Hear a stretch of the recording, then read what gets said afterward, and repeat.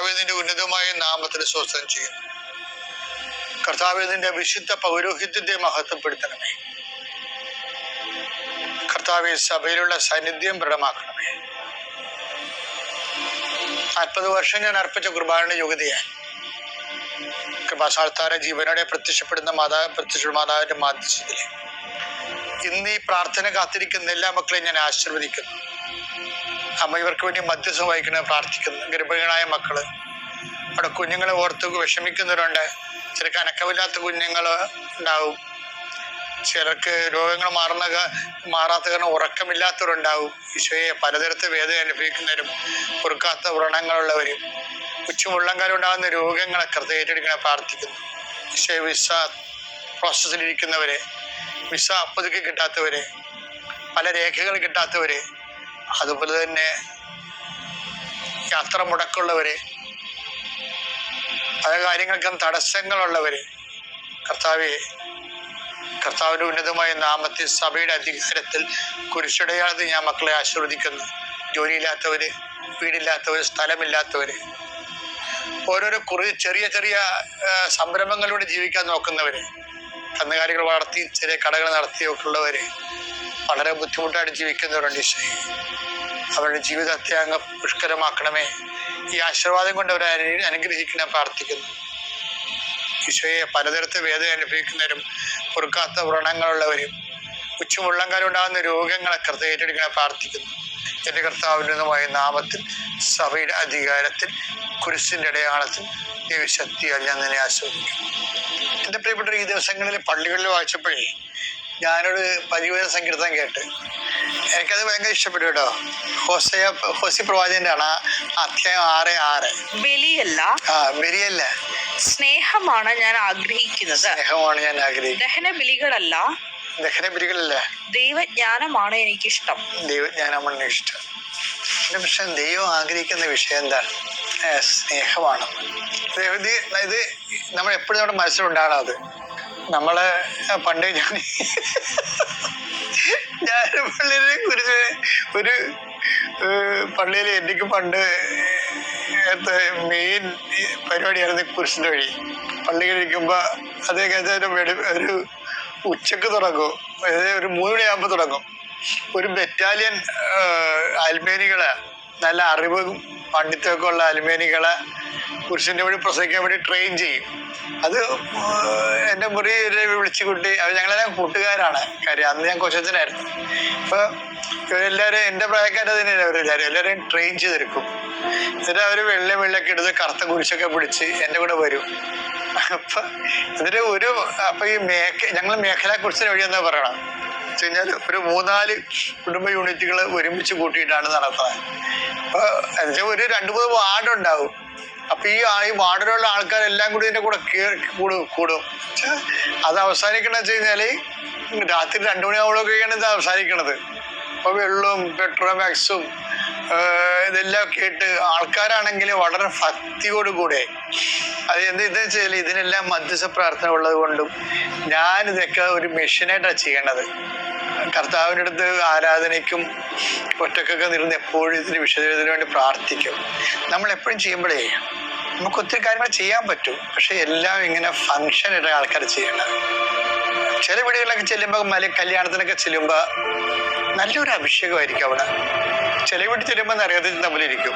അതിൻ്റെ കാര്യത്തിൽ അവിടെ ആർക്കും അവരത് പ്രേയർ ചെയ്തല്ലേ ചെയ്യണം. അവരും മനുഷ്യന്മാർ ചെയ്യണ പോലെയൊക്കെ ചെയ്യും. സാധാരണഗതിയിൽ ഓരോരുത്തരുടെ കാര്യങ്ങൾക്ക് വേണ്ടി അവരങ്ങനെ തിരക്കൊക്കെ കാണിച്ച് അവരുടെ ലക്ഷ്യങ്ങളൊക്കെ വേറെ ആയിരിക്കും. ദൈവം പോലും ഉണ്ടാകത്തില്ല അവരുടെ ചിന്തയിൽ ആ കാലത്ത്. അതുകൊണ്ട് വീടുകളൊക്കെ ചെല്ലുമ്പോൾ നമുക്ക് അറിയാൻ പറ്റും. ഞാൻ പിന്നെ ഇടവക വികാരിയാകുമ്പോൾ പോകണമല്ലോ എല്ലായിടത്തും. കരയുന്നവരുടെ കരയണം, സന്തോഷിക്കുന്നവരോട് സന്തോഷിക്കണം. അതിലെ പോളിസി ദിവസം പറഞ്ഞാണ്. അപ്പൊ നമുക്ക് ചിലയിടത്ത് ചെല്ലുമ്പോൾ സങ്കടം വരും, ചിലയിടത്ത് ചെല്ലുമ്പോൾ നല്ല അഭിഷേകമായിരിക്കും. അപ്പൊ ഇതിപ്പോ എന്ത് സംഭവിച്ചു കഴിഞ്ഞാലേ ഇതിങ്ങനെ പ്രാർത്ഥിച്ചിരിക്കണ കാരണം നല്ല അച്ചടക്കമാണ്, നല്ല ആൾക്കാരുടെ അത് ലയിച്ചിട്ട് പ്രാർത്ഥിക്കും. പക്ഷെ ഒരു ദിവസം തുടങ്ങിയപ്പോ ഒരു ചെടുത്തി, അവര് എല്ലാവരുമായിട്ട് കലഹം ഉണ്ടാക്കണ ചെടുത്തിയാണ്. അത് ഞാൻ ഇടയ്ക്കൊക്കെ ഇങ്ങനെ പള്ളിയിലൊക്കെ ചൂടാകണില്ലേ, അത് ഇതുപോലെ കുറെ ജന്മങ്ങളെ കണ്ടിട്ട് അനുഭവിച്ചിട്ടാണ് ഈ പള്ളിയിലൊക്കെ ഇടയ്ക്ക് ഞാൻ പ്രസംഗിക്കുമ്പോഴൊക്കെ ഇതൊക്കെ പറയണത്. അതായത് ഈ ചേർത്തി 12ാം സ്ഥലത്ത് വെച്ച്, അത് നിങ്ങൾ ജനഗുരുക്കന്മാർ ചിലപ്പോൾ കഥ പൊടിക്കൈ പറയുമായിരിക്കും. അത് ഞാൻ ഈ പൊടിക്കൈയല്ലേ പറയണത്, ഞാൻ കണ്ട കാഴ്ചയാണ്. ഇവർ 12ാം സ്ഥലത്ത് വെച്ച് പോയി കളഞ്ഞൊരു ഒരു വീട്ടിലായിരുന്നത് 12ാം സ്ഥലം. എന്നിട്ട് പിന്നെ അവര് 14ാം സ്ഥലത്ത് പൊങ്ങി. അപ്പൊ എന്താ വെച്ച് കഴിഞ്ഞാൽ ആ 12ാം സ്ഥലത്തെ വീട്ടുകാരുമായിട്ട് ഇവർക്ക് വഴക്ക. അങ്ങനെ കുറെ ആൾക്കാരുണ്ട് ഈ ആചാരാനുഷ്ഠാനങ്ങളൊക്കെ ചെയ്യും. ആചാരാനുഷ്ഠാനങ്ങളൊക്കെ ചെയ്യും അവര്. പള്ളിയിൽ പോകും, കുർബാന കുമ്പസാരിക്കും, കുർബാന സ്വീകരിക്കും. പക്ഷേ ഈ മറ്റുള്ളവർക്ക് ഇതിൽ വിശ്വാസം പോകാൻ കാരണം, ഇതിൽ പങ്കെടുക്കുന്ന ആൾക്കാരുടെ കാട്ടായങ്ങളാണ്. അത് നമ്മൾ വല്ലാത്ത രീതി ആൾക്കാരെ വിശ്വാസം ഉള്ളവർ കാണിക്കുന്ന വിശ്വാസരാഹിത്യങ്ങൾ, അത് നമുക്ക് ശരിക്കും ആത്മശോധന ചെയ്യേണ്ടതാണ്. നോയമ്പ് കാലത്ത് വിശ്വാസം ഉള്ളവർ കാണിക്കുന്ന വിശ്വാസരാഹിത്യങ്ങൾ. എൻ്റെ ഇടവകയിൽ ഒരു അച്ഛൻ ഇരിപ്പുണ്ടായിരുന്നു. ഇപ്പം ഇത് പറയണത് ശരിയാണെന്ന് അറിയത്തില്ല. അദ്ദേഹം കുർബാന, ഞങ്ങളുടെ ഇടവകയിൽ ട്രഡീഷണൽ ഇടവകയായ കാരണം എല്ലായിടത്തും കുർബാന രോഗികൾക്ക് വെള്ളിയാഴ്ച കുർബാന കൊടുക്കണം, മാസാദ്യ വെള്ളിയാഴ്ച. അപ്പം അത് എല്ലായിടത്തും ഇങ്ങനെ അച്ഛൻ കൊണ്ട് കൊടുക്കും. അപ്പം ഈ അച്ഛൻ കൊടുക്കണമല്ല, ആ ട്രഡീഷൻ ആയതുകൊണ്ട് അച്ഛൻ ചെയ്യണമല്ല വിചാരിച്ച് ചെയ്യണതാ. അപ്പോൾ അച്ഛൻ കപ്പേരും കൂടെ പോകണമല്ല. അച്ഛന് 1ാമത്തെ കുർബാന കഴിയുമ്പോൾ കപ്പേര് 2ാമത്തെ കുർബാനൊക്കെ നിൽക്കുമല്ലോ. അണ്ട് കപ്പേരിന് ഇവിടെ വരാൻ പറ്റത്തില്ല. അപ്പം അച്ഛൻ എന്ത് ചെയ്യും? അച്ഛൻ നേരത്തെ പോകണം. അച്ഛനെ നിൽക്കാവുന്നതാണ്. അച്ഛൻ എന്ത് ചെയ്യും? അച്ഛൻ കുർബാന പോക്കറ്റിലിട്ടുള്ളൂ. ആൾക്കാർക്ക് അറിയത്തില്ല ഈ കുർബാന ഇങ്ങനെ പോക്കറ്റിൽ ഇടുന്നുണ്ടോ.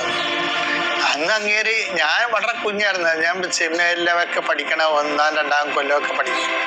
പക്ഷെ ആ അച്ഛൻ കൊച്ചച്ഛനാണ്.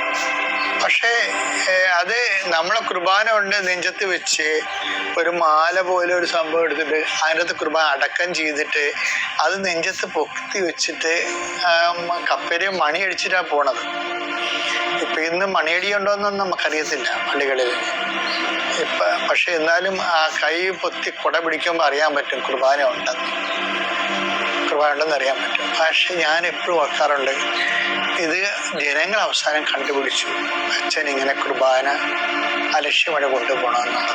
അപ്പം നമ്മൾ എന്ത് അച്ഛനാണെന്ന് പറഞ്ഞാലും ശരി, അനുഷ്ഠാനങ്ങളിലും ആചാരങ്ങളിൽ നിന്നിട്ട് അതിൻ്റെ അർത്ഥം എന്ന് മനസ്സിൽ അറിയാതെ ചെയ്യണതായിരിക്കും, സൗകര്യത്തിന് ചെയ്യേണ്ടതായിരിക്കും. പക്ഷേ എന്താണ് അതിൻ്റെ അകത്തൊരു സ്നേഹക്കുറവുണ്ട്.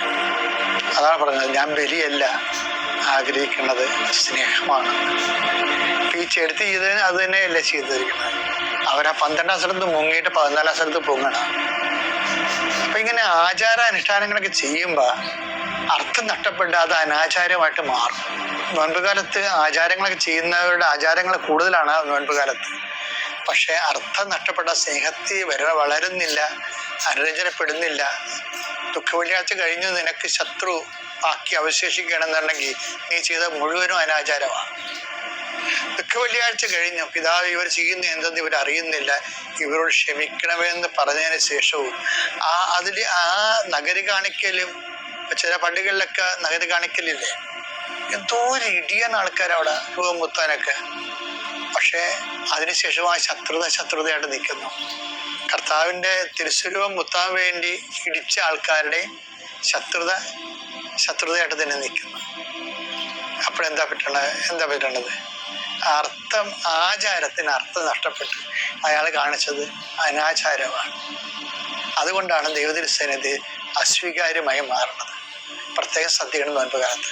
പിതാവിൻ്റെയും പുത്രൻ്റെയും പരിശുദ്ധാത്മാവിൻ്റെ നാമത്തിൽ.